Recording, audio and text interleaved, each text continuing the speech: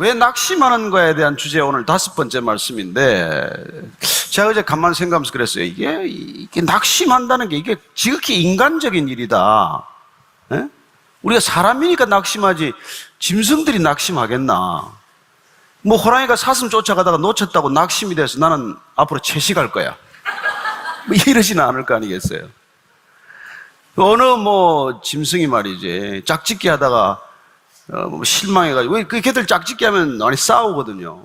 강한 자가 결국은 차지하는 거 아니에요. 그럼 뺏기고 나서 야, 나는 이제 더 이상 이게 싫다, 이제 나는 동성끼리 해야겠다, 이런 애들 없을 거 아니에요. 나는 이게 짐승들의 세계를 보면서 쟤들 정말 어떻게 보면 편하겠다. 감정대로 충동대로 그냥 느끼는 대로 사니까. 그러나 인간은 그렇지 않다는 것입니다. 그런 의미에서 보면 우리가 어떤 일에 기대하고 또 희망을 갖고, 그러나 그 기대나 희망이 충족되지 않아서 낙심하는 것은 지극히 보편적이고 통상적인 일이다. 그게 뭐 그렇게 잘못된 건 아니다, 그렇게 생각을 해요. 문제는 우리가 그런 낙심에 오랫동안 머무를 수 있다는 게 문제라는 것입니다. 거기서 헤어나오지 못하는 게 문제라는 거죠. 낙심하는 것 자체는 있을 수 있는 일이지만, 그러나 그 낙심에 오래 머문다는 것은 그건 정상적인 일이 아니라는 것이죠. 또 한 가지 우리가 주목해야 될 것은 그 일이 과연 낙심할 만한 일이냐는 거예요. 여러분들이 오늘 우리가 시리즈를 쭉 따라가면서 과연 그 일이 꼭 낙심할 만한 일인가? 내가 왜 낙심하는지에 대해서 여러분들이 한번 그 원인을 분석해 볼 필요가 있지 않겠어요? 물론 뭐 기대가 크면 낙심도 커요. 그래서 어떤 사람들은 그렇게 뭐 세상의 지혜처럼 이렇게 조언하는 사람들이 있습니다. 기대하지 말아라. 모든 기대가 낙심의 근원이다. 아예 기대조차 하지 말아라. 그러나 어떻게 우리가 그렇게 살 수 있어요? 어떤 상황을 개선시켜야 한다든지, 이런 지금 문제가 궁극적으로 풀릴 수 있다는 이런 희망이나 기대를 갖는 게 뭐가 잘못됐겠어요? 그래서 저는 인간이 이게 끊임없이 어떤 기대감을 갖고 어떤 문제를 해결하고자 하고 어떤 상황을 개선하고자 하는 이런 끝없는 노력 가운데서 우리는 불가피하게 그런 낙심할 수밖에 없는 상황을 만난다는 것을 우리가 이렇게 전제하고 이 시리즈를 우리가 하고 있는 것이죠. 저도 개인적으로 낙심할 게 많았습니다. 정말 그렇게 많은 낙심거리를 안고 살았던 것 같아요. 제가 78년에 회사 생활이 시작이 돼가지고 25년간 회사 생활을 했는데, 처음에 입사해가지고 동기생들이 5명이에요. 이게 이제 MBC에 들어갔었는데, 그 방송국에 들어가면 첫 번째 전부 사회부로 배속이 돼. 그럼 사회부로 전부 가면은 이제 어디 뭐 특별한 곳을 가라는 게 아니라 전부 일선 경찰서를 출입을 해야 돼요. 경찰서를 출입을 하다가 한 1년쯤 지나면은 이제 좀 훈련이 됐다고 생각하는 사람들은 빠져나가요. 이제 인사 이동이 있게 돼. 그럼 인사 처리되면 내가 과연 어디로 가나, 이게 관심 아니겠어요?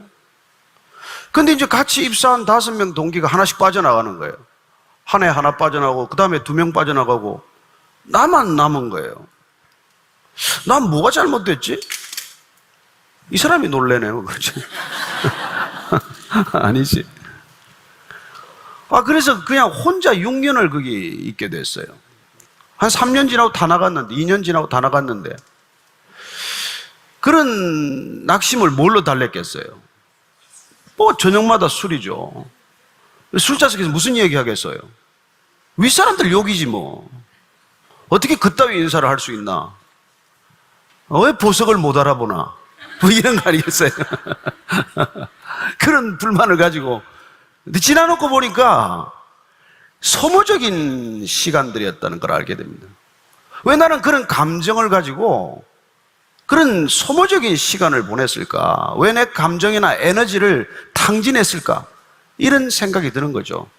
어쩌면 그런 경험들이 여러분에게 이런 말씀을 한번 같이 생각해 보자고 권면하는 이유이기도 해요. 오늘 여러분하고 나눌 이 얘기는, 예수님이, 사실 예수님 따른다는 게 여러분 쉽지 않거든요. 12제자들이 예수님을 따랐다는 게 참 보통 일은 아니에요. 가족을 뒤로 버려두고 그냥 예수님만 보고 쫓아가는 거 아니에요. 근데 하루는 이제 예수님한테 유명한 부자가 온 거예요. 그 부자는 성경을 보면은 모든 걸 다 가졌어요. 돈도 있고, 그러니까 무슨 뭐 권력도 있고, 자리도 있고, 그리고 젊기도 하고, 모든 걸 다 갖춘 이 젊은 부자가 왔어요. 예수님한테 이렇게 선한 선생님, 어떻게 해야 영생을 얻겠습니까? 너 계명을 지키면 되지. 하나님이 하라는 계명 지키면 되는 거지. 다 지켰습니다. 그랬더니 예수님께서 물끄러미 쳐다보다, 그럼 너 재산 다 팔아다 가서 가난한 사람 다 나눠주고 난 따라와라. 뭐 어떻게 그 가진 게 많은데 그걸 팔겠어요? 굉장히 낙심이 돼서 그냥 떠나버린 거예요. 어떻게 가진 걸 다 팔고 그 예수님을 따라간다는 게 쉬운 결정이겠어요? 그래서 그걸 보고 예수님께서 제자들에게, 야, 저거 봐. 부자는 말이야, 천국 들어가는 게 낙타가 바늘귀에 들어가는 것보다 어려워. 그런 얘기를 하신 거예요. 그랬더니, 왜 성경을 처음 듣는 것이 이렇게 듣고 있지? 다 아는 얘기인데. 그랬더니 베드로가 이제 한마디 또 질문을 한 거예요. 베드로가 걸핏하면 잘 묻습니다. 엉뚱한 질문도 많이 하고. 매력적이죠. 베드로가 이렇게 말해요. 주님, 우리는 다 버리고 따랐습니다. 가족도 버리고 다 버리고 주님 따랐는데 그럼 우리는 어떤 보상이 있죠? 이렇게 물은 거예요. 예수님께서 이 녀석 큰일 났구나, 이거. 이 제정신이 아니구나, 이놈이. 나를 따른다는 게 뭔지 정확히 모르고 지금 따라오는구나. 이 생각이 들었기 때문에 그 질문에 대한 답변으로 한 게 이 포도원의 품꾼 비유라는 걸 들려주세요. 직접 베드로야, 정신 차려라, 이렇게 말하지 않습니다. 야, 포도원의 주인이 있는데 말이야. 포도원 주인이 아침 일찍 그 인력시장에 가서 사람을 데리고 왔어요. 근데 인력시장에 나온 친구들이 아침 일찍 일하러 가니까 주인하고 계약을 하자고 맺자고 얘기를 한 거예요. 한 데나리온 하루 품삯을 달라. 계약서를 쓰든지 뭐 계약을 한 거예요. 그리고 이제 주인이 조금 있다가 한 9시쯤 나가더니 또 일꾼을 또 데려왔어. 12시에 가서 또 데려왔어. 오후 3시에 또 데려왔어. 그래서 5시에 일이 끝났어요. 제일 늦게 온 사람한테 품삯을 주는데 하루 일당 10만 원을 주는 거예요. 10만 원. 한 데나리온은 10만 원 된다고 치면 10만 원을 주는 거예요. 그러니까 아침 일찍 온 사람 생각이 어땠겠어요? 아, 난 2배, 3배는 받겠구나. 아니, 오후 3시에 왔는데 한 2시간 일하고 지금 10만 원을 받으니 당연히 난 더 받겠죠. 근데 보니까 12시에 온 사람도 또 일당 한 데나리온 10만 원. 아침 9시에 온 사람도 또 일당 한 데나리온 10만 원. 그리고 내 차례가 왔는데 아침 일찍 왔는데 나도 10만 원이에요. 어떻게 됐어요? 화가 난 거죠. 기대를 잔뜩 하고 있다가 오후 3시에 온 사람이 저 돈을 받았다면 당연히 나는 2배, 3배 받을 거라고 기대했다가 그게 좌절됐으니까 뭐 원망이 생긴 거죠. 그랬더니 이 친구가 이렇게 얘기해요. 아니, 나는 아침 일찍 와서 하루 종일 일했는데 이 더위를 견디면서 일했는데 어떻게 이렇게 주십니까? 주인이 뭐라고 했겠어요? 너 나하고 그렇게 계약하지 않았어. 난 계약대로 준 거야. 그리고 내가 5시에 온 사람이건 3시에 온 사람이건 12시에 온 사람이건 내 돈 가지고 내가 주는데 너 왜 나를 나쁘다고 얘기하는 거야? 뭐야 그 태도가? 이 비유를 들어서 무슨 얘기를 하려고 하는 거예요? 지금 베드로 안에 있는 어떤 마음을 지금 일깨워주고 있는 걸까요? 베드로야, 너 지금 모든 걸 버리고 나를 쫓았기 때문에 그 버린 것에 대해서 갑절의 보상을 너가 바라고 지금 계속 쫓는다면 너는 크게 낙심할 거야. 이건 그런 길이 아니야. 여러분, 예수 믿는다는 것은 이런 길이 아니라는 말이에요. 내가 인풋, 아웃풋이 밸런스가 맞는 길이 아니에요. 내가 얼마를 투입했기 때문에 얼마를 본전을 회수하는 그런 삶의 방식이 아니라는 거예요. 이게 그리스도인들이 자칫하면 큰 착각을 하기 때문에 예수님께서 이 베드로의 질문에 대해서 이런 비유를 들어서 말씀을 해주시는 것입니다. 그리고 예수님께서는 그 뒤에 결론으로 이렇게 말씀을 하세요. 너 말이야, 이 길은 말이야, 이 예수를 믿는다는 길, 천국을 누린다는 길, 구원을 받는다는 길, 영생을 얻는 길은 말이야, 일찍 왔다고 많이 받거나 늦게 왔다고 적게 받는 게 아니야. 이건 자칫하면 나중에 온 사람이 먼저 받고 먼저 온 사람이 나중 받는 일이야. 여러분들이 오늘 이 자리에 처음 오셨건 신앙이라는 자리에 어떤 동기로 이 자리에 오셨건 간에 여러분, 우리가 가는 이 신앙의 길, 예수님을 따르는 길은 일반적인 종교적 관념하고 달라요. 일반적으로 종교적 관념은 일종의 마일리지 시스템이에요. 여러분들이 만약에 큰 헌금을 하면 큰 보상이 있을 것이라고 약속을 하는 것이고, 여러분들이 시간을 많이 투자를 했으면 그 반대 급부가 많이 올 것이라고 약속하는 거예요. 그래서 여러분들이 금생에 좋은 일을 많이 하고 적선을 많이 하고 선행을 많이 하면 다음 생애에서는 여러분들 비즈니스로 올라갈걸? 업그레이드 할걸? 그러나 예수님은 그런 약속을 하는 분이 아니에요. 그래서 착각을 하면 안 돼요.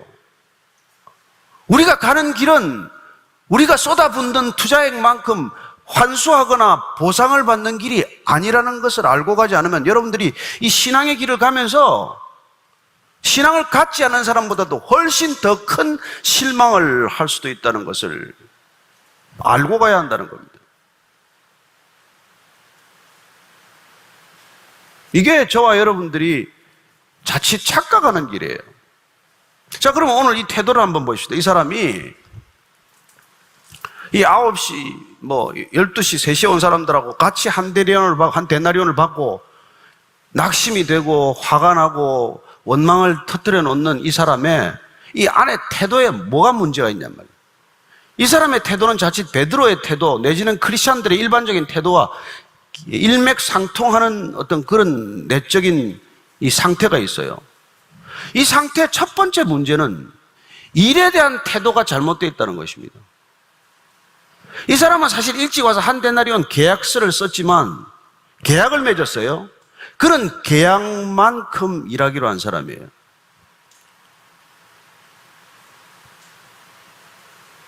저는 여러분들이 이 신앙인의 삶의 태도 가운데 제일 중요한 것은 계약만큼 사는 게 아니라는 것을 기억하십시오. 여러분들은 이 땅에 태어나서 죽는 때까지 몇 살까지 살다가 전에 죽겠습니다. 계약서 쓰지 않았어요. 나는 1951년에 태어나서 2051년에 죽겠습니다. 이런 계약서가 없어요. 일방적으로 여기 이 땅에 사실 은혜로 온 거예요. 여러분들이 이 땅에 태어날 때 투자한 거 있습니까? 엄마 아버지가 사랑한 것밖에 더 뭐가 더 있어요?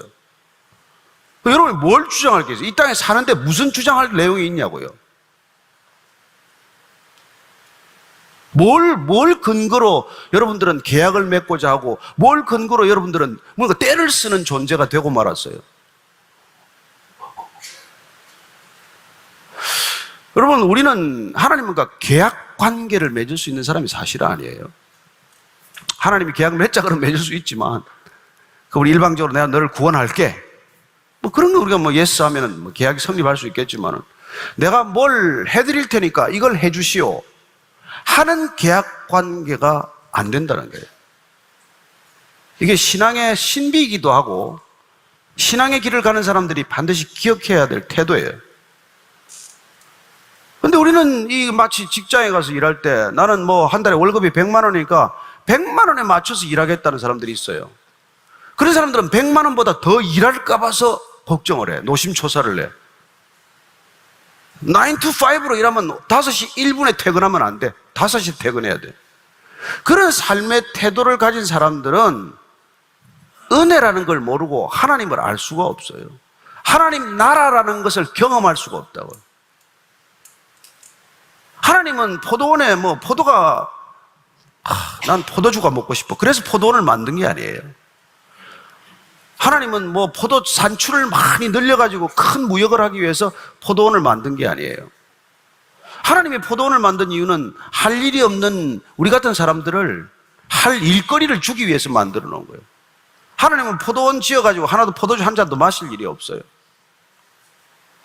그래서 우리가 하나님이 누군지, 하나님을 어떻게 생각해야 되는지, 그분하고 나하고는 어떤 관계를 맺어야 되는지, 그리고 그분을 위해서 내가 일한다고 하지만 내가 일할 때는 어떤 태도를 가져야 되는지, 이걸 굉장히 여러분들이 조심스럽게 점검해야 한다는 것입니다. 하나님의 일에는 조건이 없습니다. 하나님 우리를 포도원 품꾼으로 써준 것이 기쁨이어야지 한 대다리온이 기쁨이어서는 안 된다는 것입니다. 하나님의 일을 할 때는 하나님이 나를 불러주신 것, 나를 자녀 삼아주신 것, 나를 그리스도인이라고 인정해준 것, 이게 모든 기쁨의 원천이지, 한 데나리온을 받건 100만 원을 받건 1억을 받건 그게 일을 하는 원인이 아니라는 거예요. 그리고 근본적으로 우리가 하나님을 믿는 신앙 가운데서는 내가 무슨 일을 하거든 일에 대한 내 태도를 점검해야 돼요. 여러분, 이게 굉장히 중요합니다. 두 번째는 내가 나를 평가해서는 안 된다는 거예요.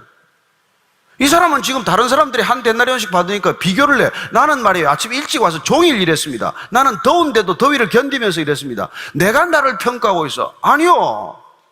여러분, 내가 일하는 것은 주인이 평가할 일이요. 여러분들이 여러분 자신을 평가하지 마세요. 나는 지금 설교를 하고 있어요. 목사가 돼서 이런저런 일을 하고 있어요. 나는 여러분의 평가도 중요하지 않고 내 자신이 나를 평가하지 않습니다. 하나님이 나를 평가할 거예요. 그러니 내가 나를 평가하는 버릇이 있는다는 이게 여러분 얼마나 고약한 버릇인지 아세요? 내가 나를 평가했더니 다른 사람들을 지금 간접적으로 다 평가하고 있어요. 저 사람은 가만 보니까 5시에 왔구만, 3시에 왔구만, 12시에 왔구만, 일 잘 안 하구만.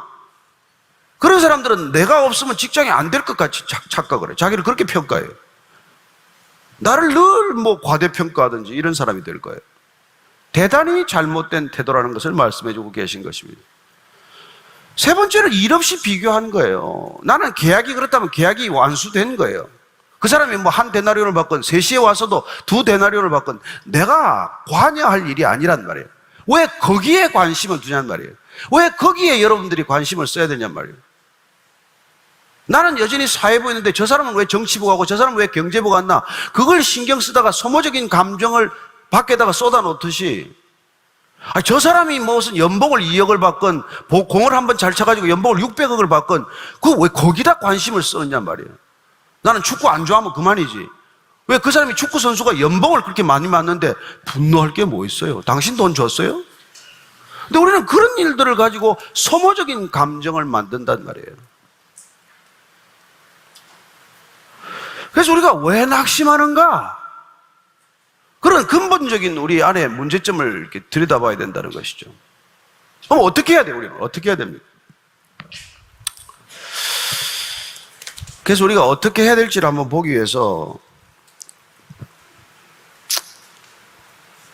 빌립보서 말씀을 제가 하나 읽어드릴 텐데, 빌립보서 2장 3절 4절인데 우리가 자막을 한번 같이 한번 읽어봅시다. 자막을 한번 시작.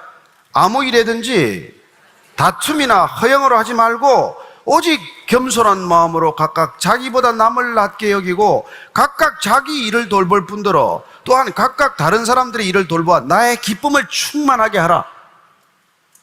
이게 사도 바울이 발견한 답이에요. 답.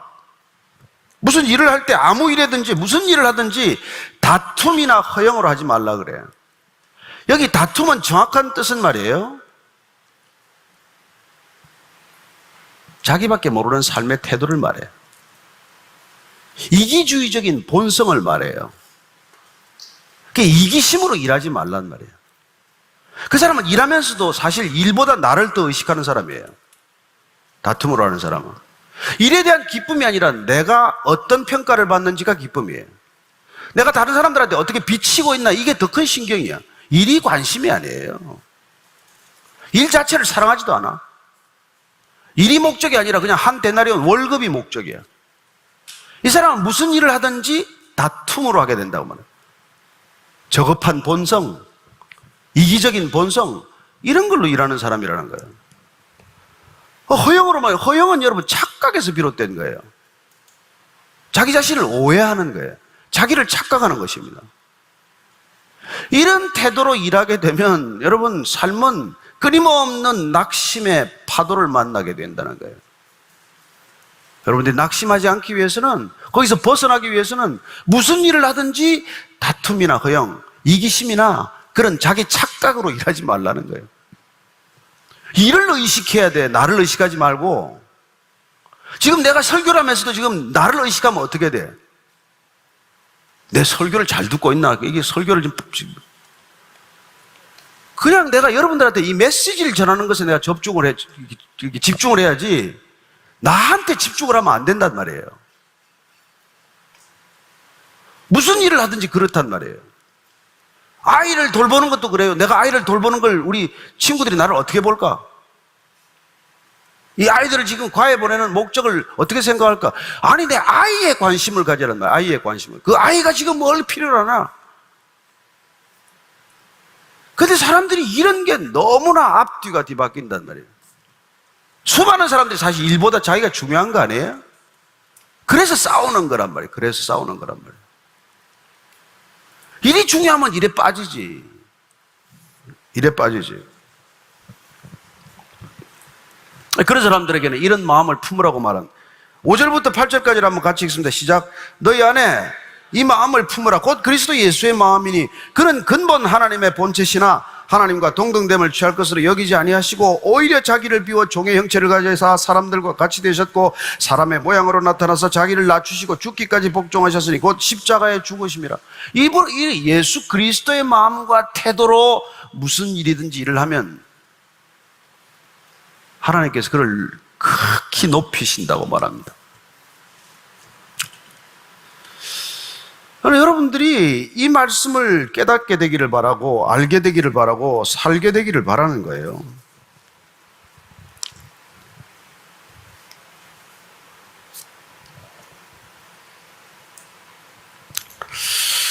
그리고 또 이게 고린도전서를 보면은 이런 말이 있어요. 15장 10절인데 한 번 더 읽겠습니다. 시작. 그러나 내가 나된 것은 하나님의 은혜로 된 것이니 내게 주신 그의 은혜가 헛되지 아니하여 내가 모든 사도보다 더 많이 수고했으나 내가 한 것이 아니요 오직 나와 함께 하신 하나님의 은혜로다. 이런 태도를 가지면은 여러분들이 낙심을 하고 싶어도 낙심이 잘 안 돼요. 낙심이라는 버릇에서 빠져나오게 된다고. 금방 빠져나오게 돼요.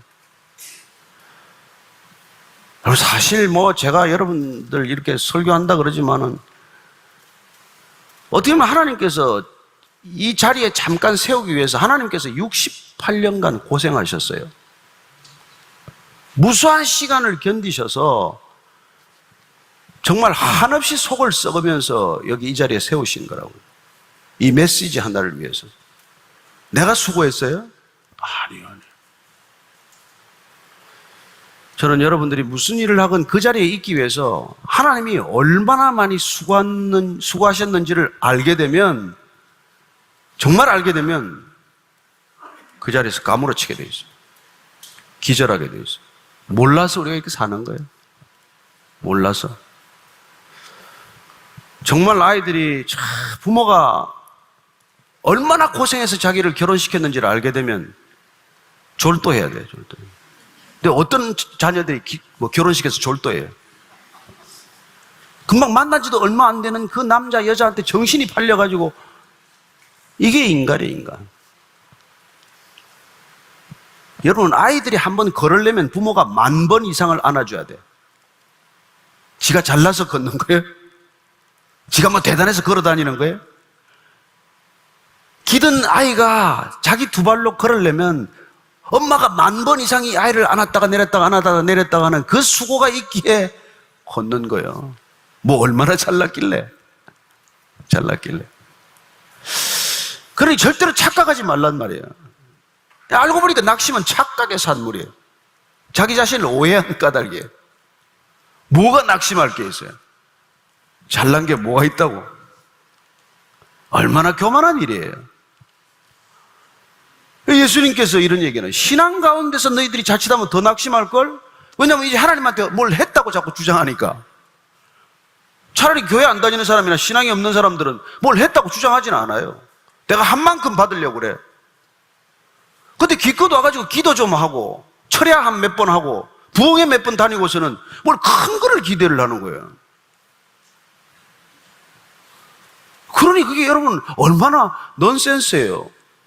아니 와서 기도 좋은 시간 기도하고 갔으면 되지, 기도를 했는데 뭘 더 달라는 거예요.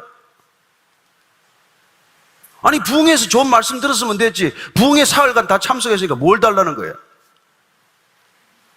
나는 무슨 40일 기도하고 선물 주는 거, 우리 그런 거 없습니다. 수고는 하나님이 하셨지, 들어준다고 뭘 지가 수고했다고 선물까지 받아.